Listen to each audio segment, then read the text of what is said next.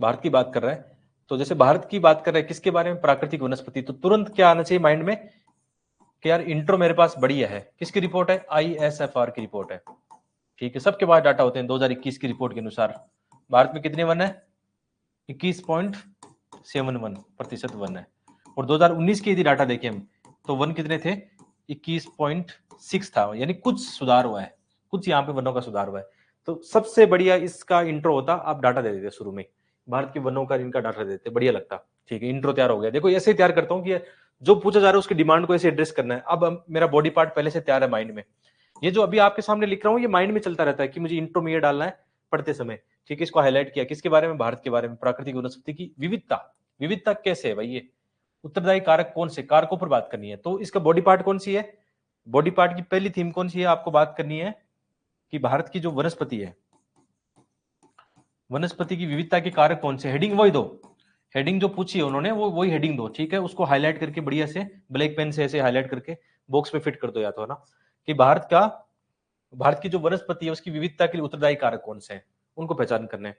आपने वनस्पति पढ़ा, 9th क्लास की एनसीईआरटी आपके यहाँ सेव करती बढ़िया से, साफ साफ उसमें लिखा हुआ है। या तो वैसे कर लेते, सबसे पहले भौगोलिक कारक या भूभाग कर लेते हैं, भूभाग। अब भूभाग में क्या होता है, भूभाग में भी अलग लगाएंगे, जैसे उच्चावच, वहां का उच्चावच कैसा है।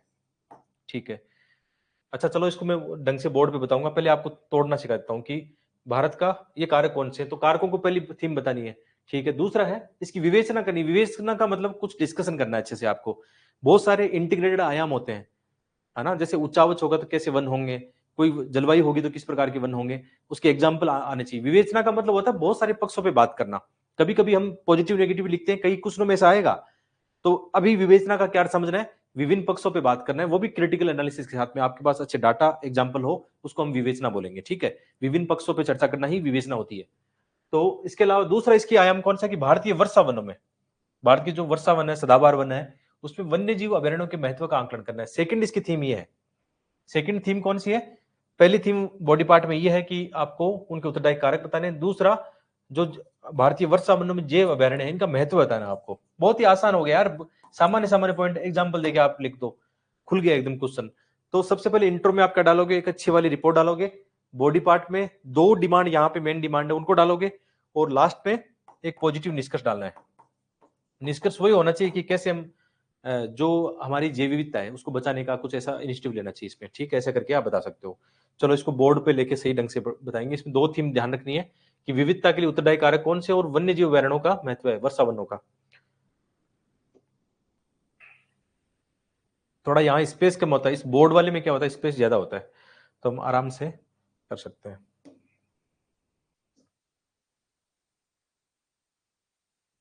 चलो इसको खुल के समझने की कोशिश करते हैं।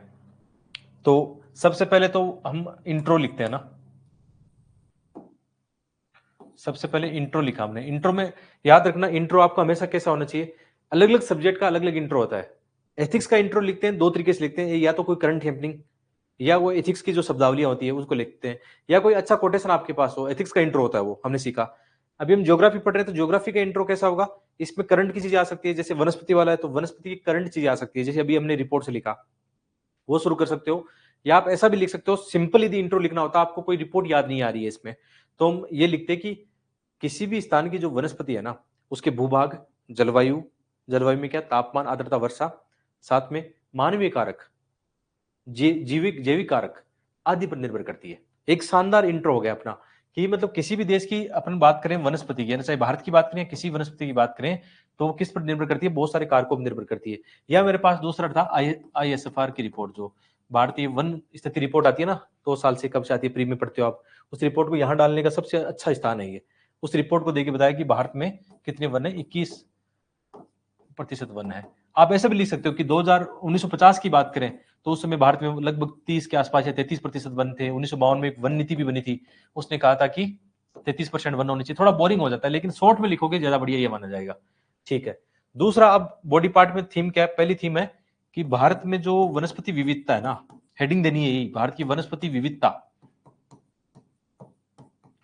कि कौन से वो कारक है, कारक आपको बताने हैं। ठीक है, आपके पास अपॉर्चुनिटी है खुल के लिखने की। तो दो तरीके हैं आपके पास।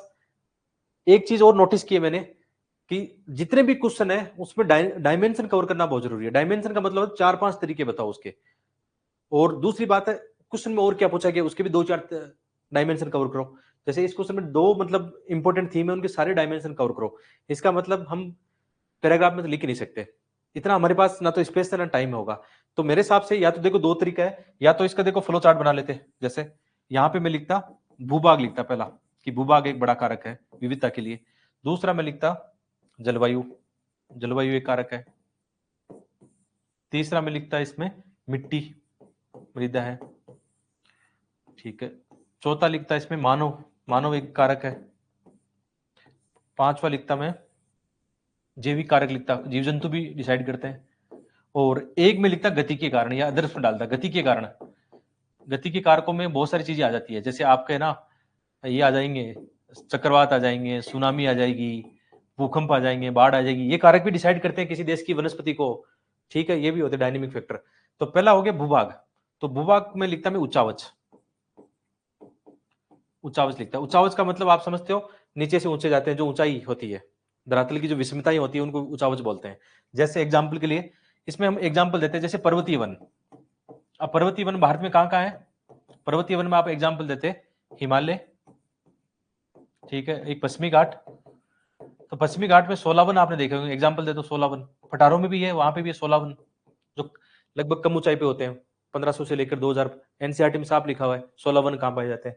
हिमालय वाले वन, जो कि वनों की बात करें अपन, हिमालय वाले वन ऐसे होते हैं, जैसे अपन नीचे से ऊपर की ओर जाएंगे ना, तो यहाँ पे भी एक पर्वतीय पारितंत्र में आप कह सकते हो ट्रॉपिकल क्लाइमेट से लेकर जो टुंड्रा पोलर ट्रैक क्लाइमेट पाया जाता है वहां तक पाया जाएगा। जैसे सबसे ऊपर क्या होती है, बर्फ जमी रहती है, तो यहाँ पे मतलब बहुत कम चांस है कि वनस्पति होगी या नहीं होगी, तो काई और लाइकेन हो सकता है यहाँ पे ऊपर वाले पार्ट पे, है ना। नीचे पार्ट पे अल्पाइन घास के मैदान हो सकते हैं, अल्पाइन घास के मैदान। कुछ शीतोष्ण वन हो सकते हैं, शीतोष्ण वन हो सकते हैं। और यहाँ पे नीचे देखोगे यहाँ पे सदाबहार आर्द्र वन हो सकते हैं, आर्द्र वन हो सकते हैं। यहाँ उष्णकटिबंधीय वन हो सकते हैं। ये पर्वतीय पारितंत्र में ऐसी विविधता पाई जाती है। एनसीईआरटी में आप देखना सारी चीजें लिखी हुई है, एज जैसे लिखी हुई है। फॉर एग्जांपल में लिखता तो इसको ऐसे आराम से डायग्राम बना के प्रेजेंट कर देता, ठीक है। ये स्कोप अभी याद आ रहा है कि यार इसको लिखने के कई तरीके हैं हमारे पास। तो हमने पहला एग्जाम्पल दिया उच्चावच का। उच्चावच में हमने एग्जाम्पल दिया जैसे पर्वतों का, मैदानों में वन अलग टाइप के होते हैं, है ना, पठारों में अलग टाइप के होते हैं, तटीय क्षेत्रों में अलग टाइप के होते हैं। तटीय वाला आता तुरंत क्या करता, मैग्रोव लिख देता, मैग्रोव वन, क्योंकि वहां का धरातल भूभाग ऐसी इस टाइप का, मैग्रोव हो गया, कच्छ वनस्पति हो गई, ठीक है। तटीय वाले में सागर में और जाए, एक उच्चावच सागर का भी आ सकता है। तो सागर में क्या होता है, प्रवाल। देखो कितना खुल गया। और भारत का लक्षद्वीप एग्जाम्पल, है ना, लक्षद्वीप हो गया, कितने खोल दिए इसको। ऐसे लिखना है, इस तरीके से लिखना है। दूसरा है जलवायु। अब जलवायु बड़ा फैक्टर है, हम जानते हैं जलवायु बड़ा फैक्टर। जैसे भारत के अंदर एग्जाम्पल देपन, जो उष्ण कटिबंधीय सदाबहार वन है, सदाबहार वन जो है कहां मिलेंगे, ये मिलेंगे आपको 250 से 400 सेंटीमीटर वर्षा। ये कहां कहां होंगे भारत का? तुरंत एक मैप बनाओ, यहाँ पे तुरंत एक मैप बनाओ, उसकी डिमांड भी है यहाँ पे ना। तुरंत इंडिया का एक मैप बनाया, थोड़ा बड़ा बन रहा है।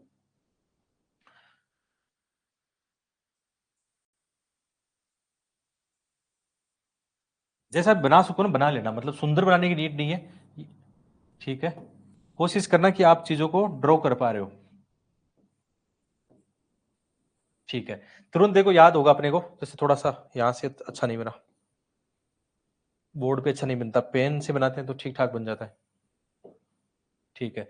तो यहाँ पे हम जानते हैं यहाँ कौन सी कितनी वर्षा क्लाइमेट पढ़ के आए हो, तो यहाँ पे 400 सेंटीमीटर वर्षा है। जैसे पश्चिमी घाट इनको देखोगे आप, तो यहाँ कौन से वन मिलेंगे आपको? उष्ण कटिबंधीय सदाबहार वन मिलेंगे, या आर्द्र वन मिलेंगे, आर्द्र वन मिलेंगे यहाँ पे, ठीक है। आर्द्र वन और कहाँ मिलेंगे? यहाँ पे कोरमंडल तट पर अच्छी वर्षा होती है उत्तरी पूर्वी मानसून से। यहाँ वाला जो पार्ट है चेरापूंजी, मणिपुर, मेघालय, यहाँ पे भी आर्द्र वन मिलेंगे आपको, ठीक है, आर्द्र वन हो गए। यहाँ पे आप देखोगे पहाड़ है, जैसे यहाँ पे हिमालय वाले जो पर्वतीय वन है वो आपको मिल जाएंगे। यहाँ पे शुष्क जलवायु है, 25 सेंटीमीटर से कम वर्षा, 50 से सेंटीमीटर से कम वर्षा, तो यहाँ पे मरुस्थली पादप आपको मिलेंगे, या शुष्क जो वन बोलते हैं। शुष्क वन भारत में 2 जगह मिलेंगे, एक तो पश्चिमी भारत और एक पश्चिमी घाट का वर्षा छाया प्रदेश, यहाँ पे शुष्क वन हो गए। पश्चिमी घाट का ये हो गया। ये जो मोटा पार्ट आपको दिख रहा है ये कौन से वन है? पर्णपाती वन है, भारत के सबसे भूभाग पर पर्णपाती वन है। भाई इसको डिसाइड किसने किया? आप जानते हो, देखो वर्षा इधर से भी एक आती है, अरब सागर शाखा, इधर से बंगाल की खाड़ी की शाखा आती है, लेकिन दोनों ये बीच वाले रास्ते में आते आते यहाँ वर्षा कितनी हो जाएगी, 70 से 80 सेंटीमीटर वर्षा बचेगी। इधर जाओगे वर्षा बढ़ेगी, सदाबहार वन है, इधर आओगे कम वर्षा है, पर्णपाती वन है, जू जाएंगे शुष्क मरुस्थली वन हो गए। लद्दाख के अंदर बिल्कुल मरुस्थल हो गया, वहां पे निर्जन है एकदम, वन है ही नहीं, क्योंकि वहां वर्षा बिल्कुल नहीं है। और यहाँ देखोगे आप, जैसे मैंग्रोव वन क्यों है, लवणीय जल मैंग्रोव वन हो गए, कच्छ वनस्पति जगह जगह पे तटीय क्षेत्रों पे है। आपने ये देखा जैसे अंडमान निकोबार है, वहां पे मैंग्रोव वन भी मिलेंगे, सदाबहार वन भी मिलेंगे, साथ में प्रवाल विधियां भी मिलेगी। तीनों एग्जाम्पल आपको यहां मिलेंगे, सदाबहार, मैंग्रोव, लवणीय, सारे मिलेंगे एग्जाम्पल। और लक्षद्वीप में आपको कैसे मिलेंगे, इसमें भी कुछ सदाबहार वन मिलेंगे, साथ में प्रवाल पारितंत्र मिलेगा। तो ये एक बेस्ट तरीका था, आप इसको मैप पे दिखाते, इंडिया के मैप पे, बहुत प्यारा लगता है इसको। ठीक, आते मेन डिमांड पर वापस। ये बात थी कि डिसाइड कौन करता है भाई, जलवायु डिसाइड, भूभाग डिसाइड करता है। जलवायु को हमने डिसाइड कैसे किया, अभी मैप पे दिखाया कि जहां पे आर्द्र मतलब ज्यादा वर्षा है तो आर्द्र वनस्पति होगी, वर्षा कम है तो पर्णपाती जो मानसूनी वन है वो होंगे, और इसके अलावा सब सारा बता दिया। तो जलवायु का एग्जाम विद एग्जाम्पल हमने बता दिया। फिर मिट्टी, मृदा भी डिसाइड करती है, विशेषकर मृदा का संबंध वैसे दोनों में है, वनस्पति भी मिट्टी डिसाइड करती है और मृदा भी वनस्पति डिसाइड करती है। इन दोनों का आपसी एक शानदार संबंध है। हालांकि पहले मिट्टी, आप जानते हो मिट्टी धरातल होता है, मिट्टी होती है, कैसी मिट्टी होगी, कैसे वनस्पति होगी। शुरू में जब मिट्टी कठोर होती है, पर्वतीय मिट्टी होती है या कठोर होती है, तो उसमें काई और लाइकेन उगता, आपने देखा होगा, है ना। तो काई और लाइकेन ने मिट्टी पारितंत्र में भी बदलाव किया, आगे जाके एक बड़ा वन बनेगा, और मतलब वनों ने भी मिट्टी को डिसाइड किया। दोनों एक दूसरे की मिक्स है। तो आप इसको एग्जाम्पल देके बता सकते हो कि जैसे हम आर्द्र वनस्पति की बात करेंगे, वहां पे ह्यूमिस की मात्रा कम होगी, क्योंकि वहां पे बहुत ज्यादा तापमान दलदल टाइप का होगा, आपने पढ़ा होगा ना, और वो मिट्टी अम्लीय टाइप की होगी। तभी तो आपने देखा होगा जो ट्रॉपिकल वाले वनस्पति होती है वो जल्दी ग्रो नहीं कर पाते एक बार काटने के बाद में, क्योंकि इसमें थोड़ा जो होता है ना, ह्यूमस की मात्रा कम होती है। क्योंकि जल्दी से यहाँ पे क्या होते हैं, बहुत सारे बैक्टीरिया जैविकता होती है, तो जल्दी से उसको क्या करते हैं, अपघटन कर देते हैं, वो बदल नहीं पाती उपजाऊ मिट्टी में। जबकि आप देखोगे पेरी, स्टेपी या शीतोष्ण वन वाली मिट्टी में ह्यूमिस की मात्रा अच्छी पाई जाएगी, वहां पे क्या होगा, सिलिका की मात्रा ज्यादा होगी, वो मिट्टी, हाँ ठीक है, उसमें अम्ल की मात्रा कम होगी। तो दोनों को ऐसे करके एग्जाम्पल देके आप इसको बता सकते थे कि मिट्टी और वनस्पति का पूरक संबंध है, लेकिन मिट्टी भी डिसाइड करती है वहां की वनस्पति को। बहुत बड़ा रोल होता है कि मिट्टी में किस प्रकार का न्यूट्रिशन है, किस प्रकार के आप जानते हो लवण है या सार है, अम्ल है, ये भी डिसाइड करता है किसी भी देश की या किसी भी पारितंत्र की वनस्पति को डिसाइड करता है। मिट्टी बताया आपने। मानवीय कारक तो बहुत बड़ा कारक है, मानव दोनों काम कर सकता है, वनों को विनाश भी कर रहा है, दूसरा वनों का विस्तार भी कर रहा है। दोनों दृष्टिकोण से आप मानव का उपयोग बताओ। मानव कृषि पारितंत्र में, वन पारितंत्र जो होता है, एक कृषक जो खेतों में अपने वन लगाते हैं, यहाँ डिसाइडिंग फैक्टर किसका होता है, मानव का होता है, उस व्यक्ति का होता है कि मैं अपने खेत में कौन से पेड़ पौधे लगाऊं। जैसे हम अपनी बात करें, हमारे पारितंत्र में हम जानते हैं यहाँ पे जो मरुस्थली पादप है वो अच्छे हो सकते हैं, तो यहाँ पे हम झाड़ियां लगाएंगे, जैसे बेर की झाड़ी होगी, या आजकल हमारे यहाँ अनार बहुत अच्छा हो रहा है, जो विशेषकर अच्छी टेक्नोलॉजी के माध्यम से अनार हो रहे हैं, बेर है, ठीक है, ऐसी टेक्नोलॉजी हम वो लगाएंगे। तो मानव भी डिसाइड कर रहा है वनों को, अपना जो पर्सनल वन है। जीव जंतु बहुत बड़े डिसाइड करते हैं। जीव जंतु एक तो उनकी काट छाट करता रहता है, चराई करता रहता है। जैसे राजस्थान के अंदर ऊंट बहुत बड़ा होता है, उसकी गर्दन भी बड़ी होती है, तो वो क्या कर सकता है, आसानी से सफाया कर सकता है, ठीक है। जैसे जंगल के अंदर हाथी क्या करता है, बड़े पेड़ों को तोड़ के जो है ना, एक रास्ता भी बनाता है, एक कॉरिडोर भी, ग्रीन कॉरिडोर भी बनाता है, या मतलब फायदेमंद भी होता है। दूसरा, आप जानते हो उनका जो मलमूत्र होते हैं, उनके माध्यम से भी वो बीजों का संचरण करते हैं, कुछ जीव प्रांगण करते हैं। तो ये सारी चीजें एक दूसरे से जुड़ी हुई है, ठीक है। जैविक गति के कारकों में तो आप जानते हो सुनामी ये क्या करते हैं, काफी वनस्पति को नुकसान पहुंचाते हैं। तो भारत की जैव विविधता को डिसाइड करने वाले इतने फैक्टर, इससे ज्यादा क्या हो सकते हैं, इससे ज्यादा हम सोच भी नहीं पाते हैं। इतना भी हमने लिख दिया तो आपको बहुत शानदार आंसर है, विद एग्जाम्पल की बात कर रहा हूँ, ठीक है। ये पार्ट हो गया पहला वाला पार्ट। दूसरा वाला पार्ट क्या था अपना, जो दूसरा फैक्टर था कि जो आर्द्र वन है या वर्षा वन है, आर्द्र वर्षा वनों में जो जैव अभयारण्य है, जैव अभयारण्य है, उनका मतलब क्या महत्व है, अभयारण्यों का क्या महत्व है। तो ये तो एक छोटी कॉन्सेप्ट थी, ज्यादा बड़ी नहीं थी, इसकी मेन कॉन्सेप्ट वो थी। तो इसका महत्व बताओ भाई, इसका क्या है पारितंत्र संरक्षण में, वही कीवर्ड से इस्तेमाल करो बस, अब टाइम नहीं है। पारितंत्र संरक्षण, पारितंत्र संरक्षण कैसे होगा भाई, खाद्य जाल का संरक्षण होगा इसमें, क्योंकि जीवों को हम बचाते हैं, खाद्य जाल, ऊर्जा चक्कर है, ये सारे उसमें एक साथ आ जाएंगे फिर, है ना। जीवों का, कोई जीव विशेष की प्रजाति है उसका हम संरक्षण करते हैं। कोई एग्जाम्पल दे दो आपको अभयारण्य कोई याद हो, यहाँ का कोई भी 22 पर, या जैसे अभयारण्य पूछा तो आप देख लो वर्षावन में कौन सा है, इस तरफ पश्चिमी घाट पे कोई याद आ रहा हो आपको, पेरियार, इडुक्की, कोई भी याद आ रहा हो, एग्जाम्पल दे दो, कोई दिक्कत नहीं है। पारितंत्र संरक्षण हो गया, इसके अलावा वनों का भी संरक्षण हो गया, वनों का संरक्षण हो गया। एक अच्छा पॉइंट ये है कि इनमें क्या होता है, जीन पूल सेंटर, या जीन पूल सेंटर किसको बोलेंगे, जहां पे जंगली जीवों, वनस्पति का क्या होता है, जीन सुरक्षित रहते हैं। तो ये भी एक इंपॉर्टेंट कीवर्ड है कि जीन पूल सेंटर या जो अनुवांशिक जीव होते हैं इनकी रक्षा होती है। इसके अलावा क्या होता है, इको टूरिज्म, वो भी लिखो। पर्यटन, इको पर्यटन बढ़ावा देंगे, इससे क्या होगा, स्थानीय जो आबादी है उसकी उसका सस्टेन डेवलपमेंट होगा, सतत समावेशी विकास, सबका साथ सबका विकास होगा। ऐसे कीवर्ड लेके आओ और उसको फ्लो चार्ट या पॉइंट फॉर्म में लिखो। इतनी ज्यादा उसकी नीड नहीं कि आप पैराग्राफ में लिखो, बहुत गंदा है। अभी मैं थोड़े दिन, एक महीने पहले मैं भी ऐसा जब लिख रहा था, बड़े बड़े लिखा जा रहा था। अभी देखना आने वाले वक्त में इतना शानदार लिखा जा रहा है अपने आप ही, ये सुधार हो रहा है। तो ये चीजें समझ में आ रही है। और इसका निष्कर्ष पॉजिटिव लिखना। पॉजिटिव कैसे, कि यदि हम अपने वनस्पति या जीव प्राकृतिक पारितंत्र की रक्षा करते हैं तो ही हमारा आगे आने वाला वक्त जो भविष्य है, डेवलपमेंट है, वही इनके साथ होने वाला है। ऐसे करके आप इसको पॉजिटिव वे में इसको खत्म कर सकते हो। तो ये चीजें समझ में आई नहीं आई, एकदम खोल के रख दो पूरे क्वेश्चन को ना, तोड़ के रख दो, हर एक कीवर्ड को आराम से बढ़िया बढ़िया चला जाएगा।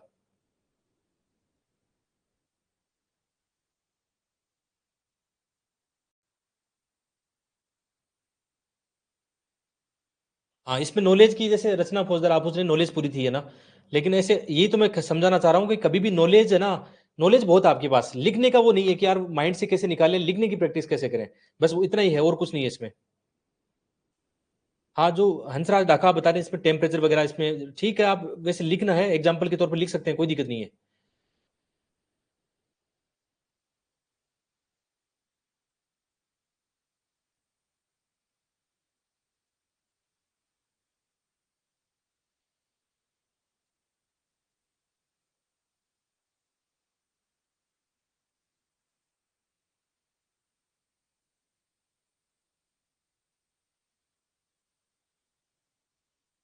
हाँ ठीक है, ऐसे ही लिखना चाहिए, कोई दिक्कत नहीं है।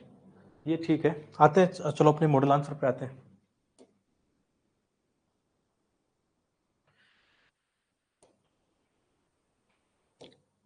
मॉडल आंसर इससे अच्छा नहीं है, जो अभी हमने डिस्कशन किया ना, डिस्कशन पार्ट ज्यादा अच्छा था हमारा। मॉडल आंसर में तो वही होता है ना, फिर सब्जेक्टिविटी आ जाती है जैसे मैं कैसे लिख रहा हूँ, कहाँ से लिख रहा हूँ, गूगल से टाइप कर रहा हूँ, बहुत सारी चीजें आ जाती है।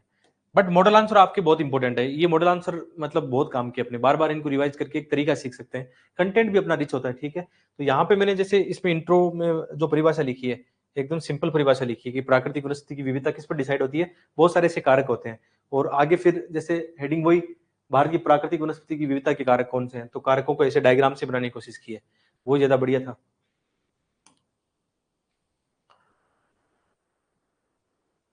कारकों में सही है, जैसे पहला ये एनसीईआरटी में दिया था, साफ साफ वही कारक मैंने एनसीईआरटी से लिए हैं, या अपनी तरफ से भी लिख सकते हैं। बहुत सारे कारक हो सकते हैं भूभाग में ना, जैसे पर्वतीय पारितंत्र में कैसे होगा, वहां के किस प्रकार के होंगे। यहाँ पे भूभाग में एक मृदा भी इंपॉर्टेंट चीज है। भूमिगत जल भी, अच्छा भूमिगत जल भी आता है कई बार। जैसे हम हमारे इस क्षेत्र की बात करें, हमारे यहाँ जैसे खेजड़ी होता है, बबूल होता है, तो उनकी जड़ें बहुत गहरी होती है पानी की तलाश में। लेकिन अभी उनके सामने एक बड़ा संकट है। अभी हमारे यहाँ खेजड़ी जो वृक्ष है राजस्थान का, वो लुप्त हो रहा है। उस पर एक संकट आ रहा है, उसका सबसे बड़ा रीजन ये बताया गया, ग्राउंड वाटर क्राइसिस। अब वो उसकी जड़ी कितनी लंबी होगी, वो पानी तक पहुंच पाएगा, मुश्किल हो रहा है उसके लिए। तो उसके कारण उसमें कई सारे, एक तो जल संकट आ गया, दूसरा कई सारे उसमें कवक बैक्टीरिया ऐसे रोग भी लग गए। दूसरा, पहले के समय क्या होता था, मशीनों का इतना नहीं था, तो पहले जैसे पशु से हम हल जोते थे, तो आसानी से जो खेजड़ी होती थी उसको बचा लेते थे। लेकिन अभी तो क्या हो गया, मशीनें आ गई, मशीनें देखती नहीं, काट देते हैं सब। तो कई सारे कारकों ने मिलकर जो राजस्थान का जो खेजड़ी पारितंत्र है, जो बहुत अच्छी बात है, और उसको बचाने में, मतलब उसको नष्ट करने में योगदान दिया है। अभी वैसे उसको बचाने के प्रयास भी जारी है। अभी जैसे हम लोग खेतों में, तो खेजड़ी जहां पे भी दिखता है, कोशिश करते हैं उसको संरक्षण करें, मतलब। और कुछ और भी नई नई खेजड़ी की प्रजातियों का विकास किया जा रहा है, ठीक है, ऐसे करके। तो ये पारितंत्र हो गया। इसके अलावा मैदानों में किस प्रकार के वन होते हैं, मैदानों में विशेषकर आप जानते हो कृषि वन पारितंत्र ज्यादा मिलेगा। किसान कैसे मतलब उसको अपने खेतों में लगाते हैं, पेड़ पौधे अपनी मेड़ों पे लगाते हैं, ठीक है। और आपने देखा होगा नहरों के सारे कौन सी यूकिलिप्टस, यूकिलिप्टस क्या बोलते हैं उनको, हम सफेदा बोलते हैं उसको सामान्य भाषा में, कि सफेदा का पेड़ वहां लगाएंगे जहां पे बहुत ज्यादा पानी होगा, ताकि वो दलदल को रोक के। इसको यूकिलिप्टस बोलते हैं ना, जो उसका नाम है। ऑस्ट्रेलिया का पौधा है, हमने यहाँ पे जाके यहाँ पे लगाया, लेकिन ये नेगेटिव भी है। ऐसे वनों को हम अपनी पारितंत्र में लाके लगाएंगे ना, तो वो बहुत नुकसान कर सकते हैं। तो जैसे विशेषकर जहां पे नहरें हैं, जहां पे दलदली मिट्टी है, वहां तो ये पेड़ पौधे काम के हैं कि वो एक्स्ट्रा वाटर खींच लेंगे। लेकिन जैसे हमारे वाले पारितंत्र में ऐसे पहले पेड़ पौधे लगाए गए थे, जब हम छोटे थे, तो हमारे यहाँ भी दोरों से सिंचाई होती थी ना, तो दोरों के किनारे किनारे ये पेड़ लगाए गए थे। लेकिन अभी सब उनको काट दिया गया, मतलब उनको काटना इसलिए भी ठीक है कि वो एक सफेदा का पेड़ है ना, कितना पानी कंज्यूम कर लेता है। हालांकि मतलब पेड़ों को काटना ठीक नहीं है, लेकिन फिर पारितंत्र को भी देखना पड़ता है। हाँ, उसका इस्तेमाल कर लिया जाता है, मतलब लंबा सा पेड़ होता है, आपने आपके भी होता है खेतों में देखा होगा, ठीक है। आजकल तो नहीं मिलता, आजकल तो लोगों ने उनको काट के अपने जो हम बनाते थे पहले ना, पुराने समय में जो मकान बनते थे उसके अंदर इस्तेमाल करते थे उसका। तो अभी तो सफेदा का पेड़ कहीं देखने को नहीं मिलता है और वो हमारे पारितंत्र के लिए ठीक भी नहीं है। ठीक है, पहले ऐसे पेड़ क्यों लगाए गए थे? पहले लोगों को नॉलेज नहीं था कि दूसरे पारितंत्र का पेड़ हम यहाँ पे लगाएंगे तो वो कितना नुकसान कर सकता है। जैसे हमने देखा ना, ये लिल्ली, गाजर घास वगैरह, ये इन्होंने कितना नुकसान पहुंचाया है। तो ये चीजें भी कभी कभी आती है, लेकिन इसमें स्कोप नहीं था इतना। 16 वन पश्चिमी घाट ये लगा सकते हो, सागर वाला लिख सकते हो। ठीक है, इतनी अपॉर्चुनिटी थी, इसमें ज्यादा लिखने की थी नहीं। एग्जाम्पल साथ में देने थे तो वो भी समस्या थी एक। जलवायु को हम कह सकते हैं तापमान, वर्षा, आर्द्रता, वाष्पीकरण के जरिए डिसाइड करती है किसी भी जगह की वनस्पति को। भारत में भी डिसाइड कर रही है। जैसे हमने क्या दिया, एग्जाम्पल दिया कि भारत की वनस्पति जलवायु का प्रभाव क्या है। जैसे हमने पश्चिमी घाट और उत्तर पूर्वी हिमालय में क्या दिखाए, अधिक आर्द्र वर्षा वनस्पति दिखाई है। राजस्थान में एग्जाम्पल देके दिया है, तटीय क्षेत्रों में हमने एग्जाम्पल दिया है, पर्वत पारितंत्र का हमने एग्जाम्पल दिया है। जो एग्जाम्पल आने थे आ गए, लद्दाख का एग्जाम्पल दिया। कितने एग्जाम्पल इंटीग्रेटेड तरीके से हो गई, विवेचना हो गई इसमें। ठीक है, इसके अलावा एक अच्छा सा तुरंत मैप बना दिया, भारत का मैप बना के इसमें सारा वनस्पति का जो जैव विविधता वाला दिखा दिया। ठीक है, मानवीय कारकों को बता दिया, जीव जंतु को बता दिया साथ में। अभी उसका महत्व क्या है, अभ्यारण्यों का महत्व वाला सेकंड जो डिमांड थी उसको भी पूरा कर दिया। कीवर्ड से इतना स्पेस था, कीवर्ड के साथ सारा आ गया। जैसे इसमें जीवों का संरक्षण, आवास आ गया, जैव विविधता संरक्षण है, पारितंत्र संतुलन है, खाद्य जाल है, इको टूरिज्म है, स्थानीय लोगों की मतलब आजीविका है, वनों का संरक्षण, कार्बन चक्र संतुलन हो गया, अनुसंधान रिसर्च, एसडीजी लक्ष्य। एसडीजी कौन सा 15 है, कौन सा वनस्पति का है ना एक एसडीजी लक्ष्य।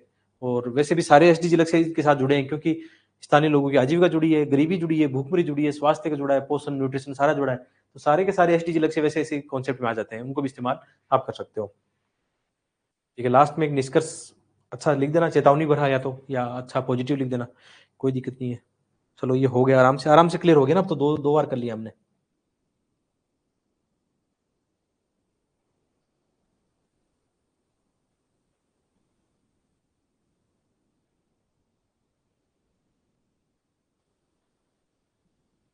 हाँ, बहुत सारे एग्जाम्पल है जो आपके आसपास ही है, बस उनको अपनी आंसर राइटिंग में इस्तेमाल करना सीख जाओ। आपके पास कंटेंट की कमी है नहीं एक्चुअल में, वो कागज पर लाने की कमी है, इंटेंट। मैं बार बार बोलता हूँ, कंटेंट की नहीं, इंटेंट की कमी है। मतलब प्रयासों की कमी रहती है, हमारी सबकी रहती है, मेरी भी रहती है, आपकी रहती है। तो ये आज से ये डायलॉग होना चाहिए, अब कंटेंट की नहीं, इंटेंट भी सही होना चाहिए अपना। कंटेंट भी सही, इंटेंट भी सही, तो फिर बेस्ट आंसर राइटिंग। ठीक है, फ्लो चार्ट डायग्राम से बनाते हो इसको। चलो, इसको भी क्वेश्चन लिखने की स्टाइल वही है कि क्वेश्चन को तोड़ो पहले। बस यही तरीका है कि क्वेश्चन को तोड़ लो, उसके कौन कौन से पार्ट है, कि आप कहां तक सहमत है, आप सहमत होंगे या नहीं होंगे वो भी देखना है, कि आप कहां तक सहमत है। इंपॉर्टेंट पार्ट क्या है कि जो मानवकारी दृश्य भूमिया है, ये इंपॉर्टेंट पार्ट है इसका। ठीक है, जो ह्यूमन के द्वारा बनाए गए लैंडस्केप है ना, मानवीय या मानवीय दृश्य भूमियों के कारण भारतीय मानसून के आचरण में बदलाव, भारतीय मानसून के आचरण में परिवर्तन होता रहा है। इस पर आपको चर्चा करनी है 150 वर्ड में, कि हो रहा है या नहीं हो रहा, केवल मानवीय कारण हो रहा है या प्राकृतिक कारण हो रहा है। ऐसे मन में आ रहा होगा आपके ना, कि जो भारतीय मानसून है इसमें जो पैटर्न में बदलाव आ रहा है, क्या उसका रीजन केवल जो मानवीय भूदृश्य है या मानव जिम्मेदार है उसका, या प्राकृतिक कारण भी है। ये माइंड आपके माइंड में आना चाहिए थोड़ा सा। आप इस बात से सहमत है कि केवल मानवीय कारकों से हो रहा है, या आपके मन में ये थिंकिंग भी नहीं, मानवीय नहीं प्राकृतिक कारण भी है। तो इस दृष्टिकोण से इस क्वेश्चन को लिखना था। ठीक है, तो इसको जैसे इंट्रो में आप डाल सकते थे, इंट्रो में हाल ही की घटना डालो, कि हाल ही में हमने क्या देखा है। जैसे विशेषकर जो वर्षा का पैटर्न है उसमें काफी बदलाव देखा है, यानी चरम जलवायु हमने देखी है, चरम घटनाएं देखी है, जलवायु नहीं चरम घटनाएं हमने देखी है। इसमें क्या देखा, इन घटनाओं में एक तो हमने क्या देखा, कम समय में अधिक वर्षा देखी, कम समय में अधिक वर्षा, ये लगभग पैटर्न अभी भारत में आ रहा है, कम समय में अधिक वर्षा।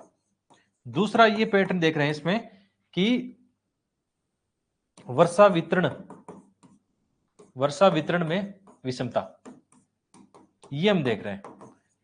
ये एग्जांपल दे सकते हो कि जैसे अभी हमारे राजस्थान में पहले वर्षा एक समय कम हो रही थी, लेकिन अभी राजस्थान में अच्छी वर्षा हो रही है। आप देखोगे नॉर्थ ईस्ट के अंदर इस बार वर्षा कम हुई है, पंजाब हरियाणा उधर कम हुई है। तमिलनाडु में वर्षा इस साल औसत से भी ज्यादा हुई है, काफी ज्यादा, 90% से ज्यादा हुई है वहां पे। ठीक है, तो इंट्रो में डाल सकते थे कि हाल ही में चरम जलवायु घटना के कारण हमने देखा है, न्यूज़पेपर में पढ़ा है कि कम समय में अधिक वर्षा हो रही है। और जो केरल में जो घटना घटी थी वायनाड वाली, वो यही हुआ था कि कम समय में वहां अधिक वर्षा एक साथ, है ना। ये हो गया एग्जाम्पल, देखिए बता दिया। तो इंट्रो हो गया ये आपका बेस्ट इंट्रो, इससे बढ़िया कुछ नहीं होगा। अब और कुछ घटना डालो, करंट आप डाल दो, कुछ भी कर लो, ठीक है, मेरे हिसाब से ये इंट्रो बढ़िया था। अब बॉडी पार्ट की बात करें तो बॉडी पार्ट में क्या बताना अपने को कि मानविकारी दृश्य कौन से हैं। तो सबसे पहले इसको समझाओ कि मानविकारी दृश्य कौन से होते हैं। ठीक है, इसको बताओ मानवीय दृश्य भूमिया कौन कौन सी है, ये बहुत इंपॉर्टेंट है। चलो इसको बताओ, मानवीय दृश्य भूमि आप क्या बताओगे, कौन कौन सी चीजें आनी चाहिए। बहुत सारी चीजें इसमें, सबसे आने के लिए बहुत आ सकती है, लेकिन सबसे ऊपर किसको रखें आने के लिए। तो देखो देखो कृषि है ना, हमारा कृषि पारितंत्र है, वो भी एक क्या है, मानवीय दृश्य भूमि है। कृषि पारितंत्र कैसे डिसाइड करेगा, मानसून पैटर्न के आचरण में बदलाव लाएगा, इससे जोड़ना है। जो हमारा खनन है ना, खनन से क्या किया हमने, जो पर्वतीय पारितंत्र है उसका विनाश कर दिया। तो पर्वतीय पारितंत्र में जो पर्वतीय वर्षा हमने पढ़ी है, पहले ज्योग्राफी में पढ़ के आए हैं पर्वतीय वर्षा, इसमें बदलाव आएंगे। इसका बेस्ट एग्जांपल क्या है, पश्चिमी घाट। तो भारतीय मानसून पश्चिमी घाट इसका बेस्ट एग्जांपल है, तो उसमें बदलाव आएगा। कृषि पारितंत्र से कैसे बदलाव आएगा, कृषि पारितंत्र कार्बन में इनमें योगदान देता है कुछ, है ना, मीथेन गैस वगैरह काफी गैस है, कार्बन CO2 रिलीज इसमें। तो ये क्या करता है, ये जलवायु परिवर्तन लाता है। जलवायु परिवर्तन क्या करेगा, मानसून परिवर्तन करेगा, है ना, चरम जलवायु घटनाएं। तो जोड़ दिया ना इसको, देखो कैसे जुड़ रहा है अपने आप। कृषि पारितंत्र भी तो एक मानवीय भूदृश्य है ना, मानवीय दृश्य भूमि है, खनन वाला भी हो गया। इसके अलावा बताओ, और भी बहुत सारे ऐसे अभी पॉइंट क्या याद आ रहे हैं किसके कारण ये प्रभाव हो रहा है। अच्छा ये सबसे इंपॉर्टेंट है, जलवायु परिवर्तन सबसे ऊपर रखो। जलवायु परिवर्तन क्यों हो रहा है भाई, सबसे इंपॉर्टेंट है वैश्विक तापन में परिवर्तन। ये क्यों हुआ, वैश्विक तापन में परिवर्तन, ये हमारे जितने भी मानवीय कारक है, जो जीवाश्म ईंधन है, इनको जोड़कर आप लिख सकते हो, इन कारणों से ये हुआ है। तो ये भी एक मानवीय दृश्य भूमि आ गई। इसके अलावा बहुत सारे कारक हो सकते हैं। अच्छा वनों का हमने विनाश कर दिया है, वनों का विनाश कर दिया, ये बहुत बड़ा फैक्टर है भाई, वनों का विनाश कर दिया। और एक विकास डेवलपमेंट भी है। विकास कैसे, मतलब पहाड़ी तंत्रों में आप जानते हो इंफ्रास्ट्रक्चर वगैरह ये सब फैल रहा है, इसके कारण भी भारतीय मानसून। एक होता है वाटर बॉडीज वाला, अब देखो सब याद आ गया, पहले एक समय मुझे याद ही नहीं आ रहा था कि क्या लिखे इसमें, अभी आपके सामने भी नहीं याद आ रहा था। अभी जब माइंड काम करने लगा तो अब याद आने लगा, वेटलैंड वाला आ गया। वेटलैंड और ये प्राकृतिक तालाब होते हैं ना, ये बहुत ज्यादा क्या करते हैं, जल चक्र में योगदान देते हैं मानसून मानसून इनमें। अच्छा जब भारतीय मानसून की बात हो रही है, वैश्विक तापमान बता रहे हैं, तो अलिनो की घटना जरूर बतानी है कि इनसे क्या हुआ, अलिनो हुआ, अलिनो से क्या हुआ, सूखा, है ना, ये संकट आ गया। मानसून के आचरण में बदलाव होगी ना। और लानिना भी लिखना है, जब लानिना होगा, लानिना होगा तो क्या होगा, अधिक वर्षा होगी। मानवीय दृश्य भूमियां, बहुत सारे फैक्टर आ गए अपने पास। तो मानवीय दृश्य भूमियों के कारण भारतीय मानसून के आचरण में बदलाव आ रहा है ना, कम समय में अधिक वर्षा, एक तो ये फैक्टर आ है। एक आप लिखोगे चक्रवातों की बारंबारता वृद्धि, विशेषकर पूर्वी तट पे आप देखोगे, अरब सागर में भी ये हो रहा है, वाष्पीकरण की दर बढ़ रही है और आर्द्रता की मात्रा ज्यादा बढ़ रही है। और दक्षिण पश्चिम की जो अरब सागर की शाखा आती है, उसने ये इंपैक्ट डाला है कहां पे, विशेषकर पश्चिमी घाट पे, जहां पे भूस्खलन की ये घटना घटी है। तो वो रीजन आ गया। ठीक है, एक इसमें बता सकते हैं हम प्राकृतिक कारण। प्राकृतिक कारण मतलब जलवायु परिवर्तन भी प्राकृतिक कारण है। और इसके अलावा जो वनों का विनाश वैश्विक स्तर पे हुआ है, या हम और भी सारे फैक्टर इसमें से गिना सकते हैं ना, मोटा मोटी। तो इस दृष्टिकोण से आपने लिखने की कोशिश की होगी थोड़ी बहुत।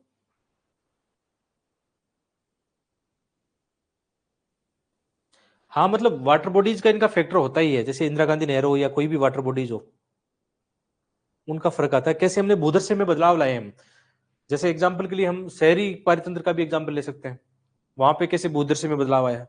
बहुत सारे फैक्टर हो सकते हैं, बहुत सारे फैक्टर। वैसे ये 150 वर्ड में है तो अपने पास अपॉर्चुनिटी है। 150 वर्ड में तो लिखना वैसे भी आसान होता है, छोटे से कंटेंट को विस्तार करके लिख सकते हैं। जैसे इसमें देखते हैं कैसा लिखा गया है। तो इस वर्ष से एग्जाम्पल दिया है कि इस वर्ष भारत के दक्षिण पश्चिम मानसून से होने वाली वर्षा के आचरण में काफी बदलाव देखा गया है। जैसे तमिलनाडु, राजस्थान में अधिक वर्षा, पंजाब, मणिपुर और आदि में। ये मैंने आज ही न्यूज़पेपर में पढ़ा था और इसको इंटर में चिपका दिया। ये करना आपको, करंट अफेयर पढ़ के तुरंत चिपका दो उसको।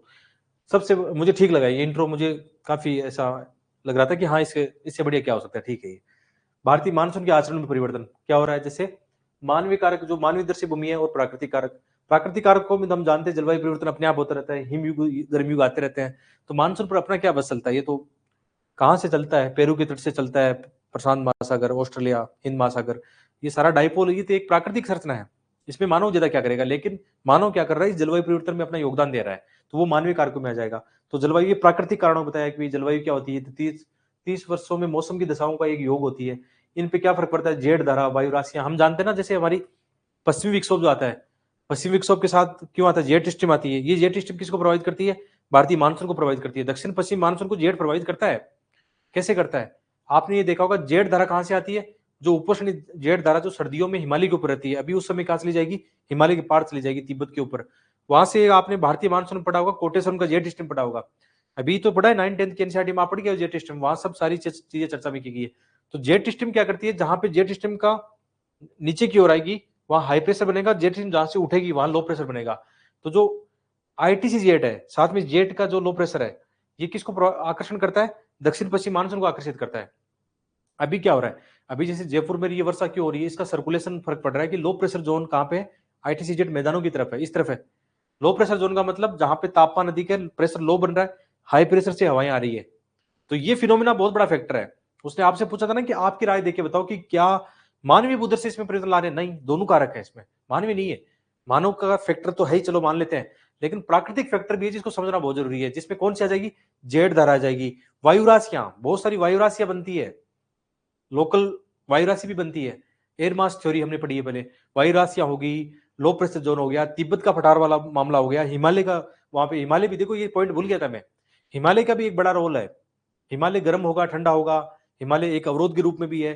तिब्बत का जो पठार है या हिमालय, उस तरफ भी मतलब टेम्परेचर से वहां लो प्रेशर बनता है, लो प्रेशर से क्या बनेगा, एक कोटेश्वरम का जेट स्ट्रीम सिद्धांत पड़ा था, जो क्या करता है, यहाँ से जेट उड़ती है, अफ्रीका तट के पास जाके बैठती है, वो फिर इंडियन मानसून को पुश करती है। तो कभी यदि ये कोटेश्वरम वाली जेट स्ट्रीम है ना, ये यदि वीक हुई तो मानसून भी वीक हो जाएगा, ये जेट धाराएं वीक हुई तो मानसून भी वीक हो जाएगा, है ना। तो कई सारे फैक्टर है, इंडियन ओशन डाइपोल आपने पढ़ा है, प्रशांत महासागर जो तट है गर्म होता है, उसका फर्क पड़ता है, लानिना अलिना का फर्क पड़ता है। अभी मैं ज्योग्राफी में बात कर रहा था, वोकर सेल होती है, केल्विन सेल होती है, वहां पे उनका प्रभाव पड़ता है, लेकिन यहाँ पे नहीं लिखनी उनको, है ना। ये इंडियन डाइपोल वगैरह थोड़ा सा लिख सकते हैं।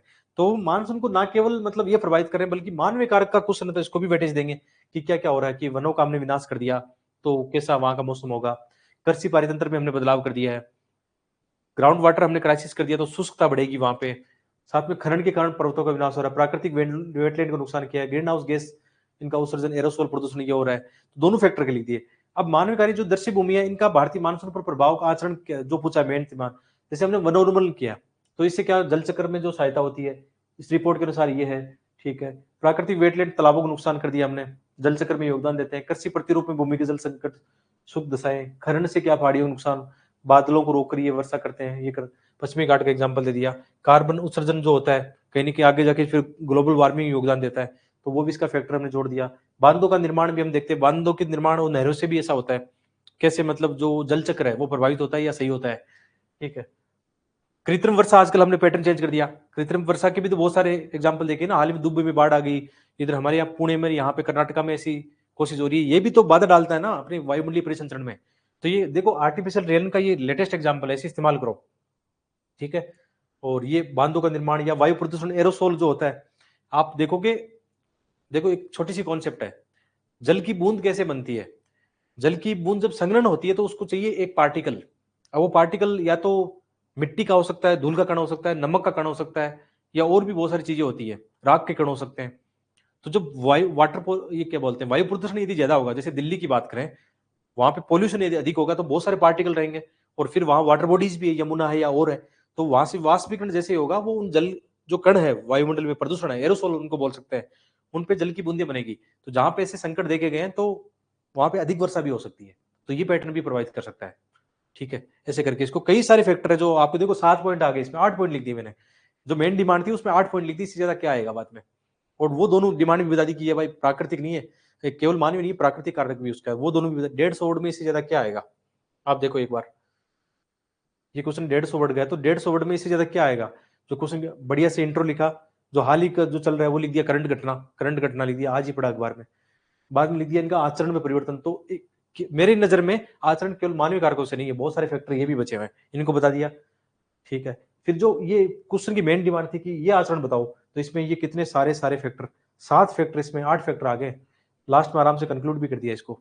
इससे ज्यादा आंसर का नंबर काटेगा एग्जामिनर, देख लो, ठीक है। ऐसे करके इनको पढ़ना है। हाल ही के समय में चरम अतिवृष्टि जो अभी चल रहा है मामला, पहला क्वेश्चन डिस्कशन किया था, लगभग पॉइंट तो इसमें वही आ जाते हैं आपके। तो चरम अतिवृष्टि तथा आकस्मिक बाढ़ की घटनाएं देश के निचले क्षेत्रों, ठीक है, जो मतलब पहाड़ों से नीचे मैदानों में या बाढ़ के मैदानों में बसे रहते हैं उनकी बात हो रही है थोड़ी सी, वहां पे क्या इम्पेक्ट हो सकता है। निचले क्षेत्रों तथा बाढ़ के मैदानों में रहने वाले लोगों के लिए विनाशकारी परिणाम प्रस्तुत करती है, इसकी विवेचना यानी चर्चा करनी है, कैसे करती है, क्या होता है, एग्जाम्पल देके बताना है। तो इसका इसका सबसे बढ़िया इंट्रो वही था आपका ना, कि इसमें तो जैसे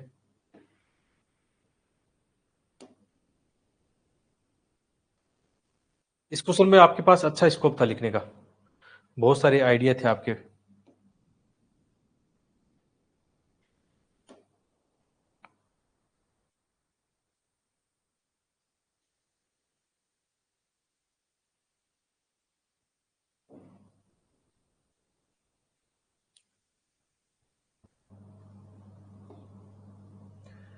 एक सेकंड, थोड़ा सा ये कहाँ चला गया, वापस काटते हैं इसको, इसी में पढ़ते हैं, चलो इसी में देखते हैं।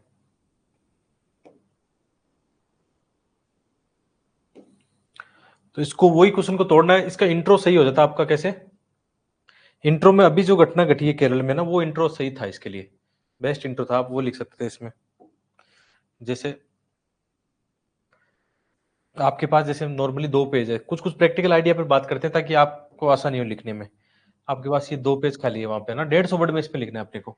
यहाँ उसमें यूपीसी एग्जाम में क्या होता है, यहाँ क्वेश्चन आता है, क्वेश्चन दिया होता है, ठीक है, तो अपने पास स्पेस कितना बचा, ये बचा और ये स्पेस बचा, ठीक है, ऐसे ही आता है। वहां नीचे लाइन नहीं आती है ना ऊपर लाइन आती है, ध्यान रखना, यूपीसी में सेम ऐसा पेज होता है जो अभी मैंने बनाया आपके लिए, ठीक है। तो हाल ही के समय में चरम जलवायु घटना, तो इसमें इंट्रो में क्या लिखना चाहिए कि हाल ही में केरल के वायनाड में चरम जलवायु या चरम जलवायु घटनाओं की वजह से, की घटनाओं की वजह से कम समय में अधिक वर्षा के कारण बाढ़ व भूस्खलन की घटनाएं, ठीक है, ये इंट्रो आ गया अपना, बढ़िया से इंट्रो आ गया, ठीक है। क्वेश्चन की पहले डिमांड क्या होगी, इंट्रो हमने लिख दिया यहाँ पे। अब बॉडी पार्ट है कि अतिवृष्टि और आकस्मिक घटनाएं देश के निचले भागों में, थोड़ा सा यदि लिखना चाहो, यदि आपके पास टाइम हो तो इनका कारण बता सकते हैं कि कारण क्या है, ये आकस्मिक बाढ़ वगैरह क्यों आ रही है, कारण क्या है। तो इसमें प्राकृतिक और मानवीय कारक देखिए, फ्लो चार्ट डायग्राम से लिख सकते हो, यदि स्कोप है, टाइम है आपके पास तो बिल्कुल लिख सकते हैं कि आजकल क्यों ये हो रहा है, अतिवृष्टि और आकस्मिक घटनाएं क्यों घटी है। तो यहाँ पे अलग अलग कारणों से हम इसको बिल्कुल बता सकते हैं, ठीक है, समय हो तो। बाकी नहीं समय हो, आपको नहीं लिखना हो तो कोई बात नहीं, सीधा और टू दी पॉइंट, किसका, जो आकस्मिक बाढ़ की घटनाएं निचले क्षेत्रों में लोगों के लिए विनाशकारी परिणाम, जो ये विनाशकारी परिणाम है ना, इस पर आ जाओ डायरेक्टली। क्या क्या विनाशकारी परिणाम हो रहे हैं, भारी वर्षा होगी तो क्या होगा, यहां से बाढ़ भी आएगा, जो आकस्मिक बाढ़ है, और भूस्खलन की घटना भी आएगी। अब इसके अंदर क्या करोगे, एग्जाम्पल आप चाहो तो केदारनाथ घटना लिख दो 2013, और केरल का तो हमने यहां इस्तेमाल कर लिया, तो यहाँ कोई दूसरा आपके पास एग्जाम्पल हो कि जैसे ऐसा, जैसे लास्ट ईयर महाराष्ट्र में भी एक हुआ था ना, मालिन गांव, कौन सा था महाराष्ट्र का, एग्जाम्पल देगी वो बता दो ऐसे करके। तो भारी वर्षा, बाढ़ और भूस्खलन, फिर क्या हुआ, क्वेश्चन है आकस्मिक बाढ़, आकस्मिक बाढ़ का एग्जाम्पल। अच्छा, इसमें उत्तराखंड का जो बाद में जो मामला आया था अभी 2022, 23, 21, 22 में कब हुआ था, है ना, जहाँ पे भूस्खलन की घटनाएं थी, वो घटना भी लिख सकते हो। तो आकस्मिक बाढ़, तो इससे क्या होगा, जन धन हानि, जन धन हानि में क्या लिखोगे, जी मतलब जैसे लोगों की मृत्यु होती है, पर्यावरण को नुकसान होता है यानी पारितंत्र को नुकसान होता है, कितना उनके मतलब जो होते हैं आवास होते हैं उनको नुकसान होता है, उनके जो पशु होते हैं उनको नुकसान होता है। आप एग्जाम्पल देके डाटा बता सकते हो कि हर साल बिहार में जो बाढ़ आती है, प्रति वर्ष मानसून के समय बिहार में बाढ़ आती है, उसमें आप लिख सकते हो लगभग 2000 करोड़ का नुकसान होता है, डाटा देके लिख सकते हो। आसपास लिखो, जैसे हर साल बेंगलोर मुंबई में ऐसा होता है कि 100-200 करोड़ का नुकसान होता है, तो मुंबई मुंबई मुंबई सॉरी मुंबई में ऐसा होता है, तो बिहार में तो कितना बड़ा है, असम है, बिहार है, वहां तो जो आती है तो उसमें खेत खलियान पशु सब लोग ऐसे करके इंफ्रास्ट्रक्चर तोड़ के लगभग 2-4 हजार करोड़ का नुकसान होता है बाढ़ के कारण प्रति वर्ष, आप लिख सकते हो, एक आसपास लिख सकते हो, ठीक है, एग्जैक्ट नहीं बताओ, मुझे नहीं पता था लेकिन लिख दिया, ठीक है, इसके कारण ये हो गया। इसके अलावा आधारभूत ढांचे को नुकसान, आधारभूत ढांचे को नुकसान होगा तो क्या होगा, कनेक्टिविटी को नुकसान हो जाएगा, संचार को नुकसान हो जाएगा, स्वास्थ्य संकट आ सकता है ना, ऐसे करके। अच्छा, बीमारियां फैलेगी उसमें, आप देखना बाढ़ के मैदानों में क्या होता है, डेंगू मलेरिया ये बीमारियां फैलती है, संक्रमण फैलता है बाढ़ के बाद में, जो वाटर जनित जो बीमारियां होती है वो फैलते हैं, विशेषकर डेंगू एरिया तो फैलना ही फैलना होता है, लोग बीमार होने लगते हैं। पेयजल का संकट आएगा वहां पे। पेयजल का संकट कैसे आएगा? शुद्ध जो पानी के उनके स्रोत है अपने, है ना, वो खराब हो जाएंगे, बाढ़ के कारण दलदल कचरा ही आ जाएगा, पेयजल का संकट आएगा। और क्या आएगा? खेती का कृषि पारितंत्र नष्ट हो जाएगा। बाढ़ के मैदान में अक्सर हमेशा ही होता है ये, जब बाढ़ बहुत जाती है तो खेतों में जो फसलें होती है नष्ट हो जाती है। इंडस्ट्री वहां पे कोई है तो इंडस्ट्री को नुकसान हो जाएगा। तो ये इस पार्ट पे ज्यादा लिखना है तो आप चाहो तो इस पार्ट को काटता हूं। ये जो कारण वाला पार्ट है ना, इसको शॉर्ट में लिखो या मत लिखो, क्योंकि ज्यादा पेज कवर अपना किस पे होना चाहिए? मेन डिमांड पे होना चाहिए यहाँ पे पेज। और ये पेज किस पे डिपेंड होना चाहिए? अतिवृष्टि इनका होना चाहिए, कुछ समाधान के पॉइंट आते हैं। तो अभी जैसे मैं इसको लिखना चाहूँ, आपको जैसे बताना चाहूँ, तो मैं ये कारण वाला अब नहीं लिखूंगा। अब अभी थिंकिंग करने के बाद में ये पता लगा है कि हम थोड़ा सा गलत हो रहा था। मेन थीम पर आते हैं, 150 वर्ड में वही ठीक रहेगा कि सबसे पहले इंट्रो लिखा, फिर ये आते हैं अतिवृष्टि। यदि शॉर्ट में मैं बताऊंगा, मन कह रहा है कि थोड़ा सा बता दूं, लेकिन नहीं बताना चाहिए। जब नहीं पूछा गया तो क्यों फालतू की बकवास करनी, क्यों अपना टाइम खराब करना ना, नहीं बताना। चलो ठीक है। तो अतिवृष्टि और आकस्मिक बाढ़ के कारण ये परिणाम जो है ना यहाँ से लिखेंगे, और यहाँ पे सॉल्यूशन वाला पार्ट थोड़ा बता देंगे कि इनका समाधान क्या हो सकता है आपदा प्रबंधन से लेकर ऐसे करके। तो हमारी गलतियां हमें पता लग रही है यार, तो एग्जामिनर के सामने तो पता लगी जाएगी। तो जो व्यक्ति अपना आंसर सबसे बेस्ट जज कर सकता है, आपको सब पता है कि आपकी क्या कमी है, आप किस चीज पे ज्यादा लिख रहे हो। इतने दिन में भी क्या ना, कभी कभी फालतू चीज पे ज्यादा लिख रहा था जिसपे क्वेश्चन पूछा ही नहीं है उन्होंने। मैं कल परसों अपने एथिक्स के आंसर दोबारा से चेक करा था, कुछ लोगों की जो कॉपी उनसे मैच करा था, तो फिर मेरे वाले की मुझे पता लग रहा था कि मेरी गलती कितनी बड़ी गलती है। मैं तो जो पूछा गया उस पर लिख रहा हूँ फालतू में, जहां पूछा गया उस पर ज्यादा फोकस करना है मुझे, है ना, इस बात को समझना।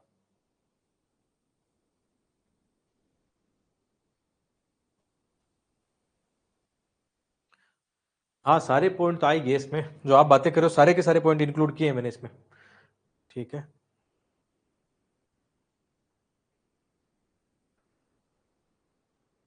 तो इंट्रो के अंदर वही जो अभी करंट में घट रहा है, इंट्रो में वो बताओ।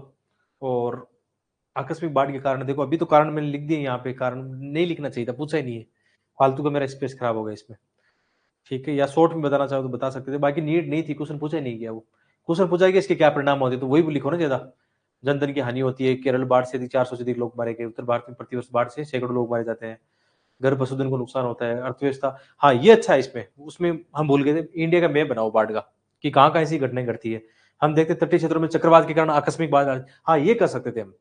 वो कारण वाला हटा दो, मैप बना दो, मैप के अंदर सारा आ जाएगा, दोनों चीज आएगी, भारत का बाढ़ का मैप, कारण वाला भी आ जाएगा। यहाँ पे तटीय क्षेत्रों में बाढ़ आती है चक्रवातों के कारण, यहाँ दक्षिण पश्चिम मानसून के कारण ब्रह्मपुत्र नदी, यहाँ पे भी उत्तर भारत में पश्चिम विक्षोभ से आती है इस क्षेत्र में बाढ़, ग्लेशियर पिघलते हैं, ग्लेशियर जनित भी बाढ़ आती है, भूस्खलन की घटना घटती है, अचानक बाढ़ आती है। अरब सागर आर्द्रता, केरल वायनाड वाला एग्जाम्पल, ये सबसे बेस्ट था उसमें, ये बहुत ही अच्छा है, ऐसा इस्तेमाल करो फिर, है ना, ज्यादा बढ़िया रहेगा। तो जैसे इस क्वेश्चन में हमारी गलती क्या थी, हमारा जो आधा पेज का स्पेस हम खराब कर रहे थे कारणों पे, वो हटा दो। ठीक है, उसकी जगह मैप बना देंगे, और सारा का सारा परिणामों पे आएंगे फोकस, पूरा परिणामों पे फोकस करेंगे, नुकसान क्या होता है ना, उनके प्रभाव निचले क्षेत्रों पर, वो पूछा है ना इसमें ज्यादातर। नेगेटिव चीजों पर ज्यादा लिखना है इसमें, है ना, पॉजिटिव का कुछ है नहीं ज्यादा। हालांकि प्रभाव पॉजिटिव पे आए हम डिस्कस करने तो प्रभाव पॉजिटिव लिख देंगे, लेकिन कुछ उनकी उतनी डिमांड थी नहीं 150 वर्ड में। ठीक है। तो ये नुकसान अर्थव्यवस्था, आधारभूत ढांचे को नुकसान, प्रतिवर्ष बाढ़ से हजारों करोड़ का नुकसान होता है, आधारभूत ढांचे को क्षति होती है, कनेक्टिविटी, संचार नुकसान, पर्यावरणीय संकट, जैव विविधता ह्रास, ये हो गया, कृषि संकट, खाद्यान्न संकट आ जाएगा, निचले इलाकों में, मैदानों में बाढ़ से प्रतिवर्ष हजारों टन खाद्यान्न नष्ट होता है, स्वास्थ्य संकट, बीमारियां, संक्रमण वो फैलेंगे वहां पे, डेंगू वगैरह, रोजगार का संकट आएगा, प्रवास विस्थापन होगा, ये इंपॉर्टेंट पॉइंट है। ठीक है, उत्तर भारत में ऐसा अक्सर देखा जाता है, असम बिहार में, कि वहां से फिर रोजगार के साधन नहीं है तो क्या करेंगे, फिर दूसरी जगह जाएंगे फिर, है ना। इसका समाधान वाला पॉइंट भी आ गया, चलो ये आना चाहिए था समाधान वगैरह। ठीक है, क्या क्या आना चाहिए, लचीला तंत्र होना चाहिए थोड़ा सा, आधारभूत ढांचा ऐसा होना चाहिए कि थोड़ा सा इन चीजों को समावेश कर सके या इनसे लड़ सके, ढांचा इस प्रकार होना चाहिए, आपदा प्रबंधन, बाढ़ मैपिंग ये कर सकते हैं, विकास के साथ आपदा प्रबंधन, प्रभावी जल प्रबंधन कर सकते हैं। लास्ट में अच्छा आपका एक निष्कर्ष लिखो तक कहा जा सकता है कि आपदाओं का सही प्रबंधन ही मानवीय व पर्यावरणीय संकटों को कम कर सकता है। तो अभी हमें देखो गलतियां भी पता लग रही है, साथ साथ हमें पता हो रहा है कि क्या इंपॉर्टेंट चीजें जिन पर हमें ध्यान देना चाहिए। हाँ, ज्योग्राफी में क्या करो, मैप बनाओ यार, मैप से क्या होगा, ज्यादा बढ़िया आएगा आपका।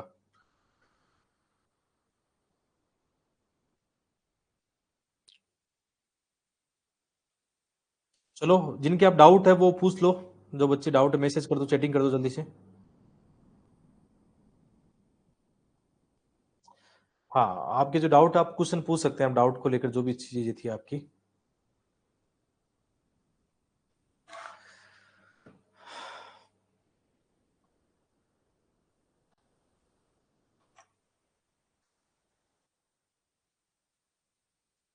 मैं चैट को पब्लिक कर देता हूँ एक बार।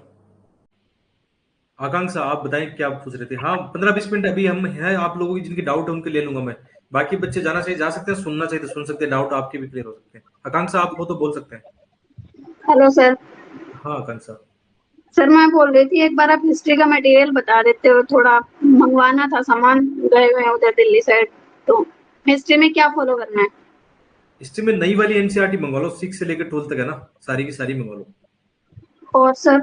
और 3 ओल्ड एनसीईआरटी जो प्राचीन मध्यकालीन आधुनिक भारत, और एक विश्व की ओल्ड एनसीईआरटी, बस इतना ही। एक मिनट सर। हाँ और और एक सर? आर्ट एंड कल्चर की मंगा सकते हैं, 11-12 की फाइन आर्ट की एनसीईआरटी आती है। हाँ हाँ। बस और मेरे सर? सामने इतना काफी है, हाँ इतना ही। ठीक है सर। सर एक बार GS2 का बता दो, आप यूनिट वाइज कराओगे या टॉपिक वाइज कराओगे सिलेबस? क्योंकि हमने यूनिट वाइज तैयार किया हुआ है नोट से। मतलब जैसे अब जैसे हम उस पे आएंगे, राज व्यवस्था पे आएंगे, तो लक्ष्मीकांत के जो चैप्टर होंगे मेंस के है ना, हाँ। लक्ष्मीकांत दूंगा, प्लस आपको बोलूंगा कि विजन की जो 365 है मेंस वाली, अच्छा। वो उसके साथ रखनी है। बस 2 ही टॉपिक रखेंगे। देखो हम स्टैटिक, फॉर एग्जांपल जैसे हम आईआर पढ़ रहे हैं ना, तो आईआर के लिए तो मैं केवल ये बोलूंगा आपको पढ़नी है विजन की मेंस 365। जब हम आईआर ठीक पढ़ रहे है। होंगे ना, तो केवल मेंस की हाँ। बोलूंगा, तो आपको मंगाने की नीड नहीं है, वो तो विजन की साइट से डाउनलोड करनी है और उसको मेरे साथ ठीक। साथ पढ़ना है ना। ठीक है। जैसे एग्जाम्पल के लिए हम शुरू करेंगे, जैसे सितंबर में सोसाइटी शुरू करेंगे, तो हाँ सोसाइटी में जो मेरी नोट्स की पीडीएफ है वो काम आएगी, एक तो हाँ। नोट्स की, प्लस अब काम आएगी विजन की 365 आ गई। जैसे अभी मैं कर रहा हूँ अपने मेरे टेबल पे देख रहा हूँ, तो मैं 2 चीजें, एक मेरे अपने नोट्स है सोसाइटी के, दूसरा विजन की जो मेंस 365 आ गई है अब, है ना, हाँ। उसको पढ़ रहा हूँ। दोनों चीज साथ लेके चल रहा हूँ, तो मेरा अपडेट भी हो रहा है, ट्रेडिशन भी हो रहा है, दोनों हो रहा है। बाकी किसी चीज की नीड नहीं है अपने को, ऐसे करके चलेगा अपना मेंस। मेंस में जैसे हिस्ट्री पढ़ेंगे हम, तो हिस्ट्री के अंदर हाँ। 8 पढ़ेंगे, तो आपको 11th क्लास की एनसीईआरटी के लिए बोलूंगा कि 11th क्लास की फाइन आर्ट की एनसीईआरटी पढ़नी है। 11th और 12th ठीक। की जो एनसीईआरटी है वो बोलूंगा। हम आए आधुनिक ठीक। भारत, तो आधुनिक भारत में वैसे तो स्पेक्ट्रम लोग पढ़ते हैं, आप लोग भी पढ़ते हो, पढ़नी चाहिए जब टाइम हो तो, लेकिन अपने सेशन हाँ। में टाइम नहीं होगा कि स्पेक्ट्रम कवर कर पाए, तो मैं आपको बोलूंगा आधुनिक भारत की जो विपिन चंद्र की एनसीईआरटी ओल्ड ओल्ड वाली, अच्छा। उस एनसीईआरटी को फॉलो करेंगे, प्लस नई वाली एनसीईआरटी को फॉलो करेंगे। हम अपने सेशन में ज्यादातर एनसीईआरटी को फॉलो करेंगे, और मैं आपको ये सबूत दिखा चुका हूँ कि एनसीईआरटी के क्वेश्चन ज्यादा आ रहे हैं मेंस के एग्जाम में, है ना। हम्म। मेडिसिन के लिए आप किसी कोचिंग का पढ़ना चाहो तो पढ़ सकते हो, हिस्ट्री के लिए या स्पेक्ट्रम बाद में जैसे बोलूंगा आपको कि स्पेक्ट्रम आप देख लेना कुछ टॉपिक, क्योंकि यहाँ पर इस सेशन में मुझे नहीं लगता स्पेक्ट्रम कवर कर पाएंगे, और मैं खुद भी नहीं पढ़ता हूँ वो चीज, आज तक नहीं पढ़ी स्पेक्ट्रम मैंने, तो मैं क्यों बताऊँ उस चीज को, है ना। ठीक है सर।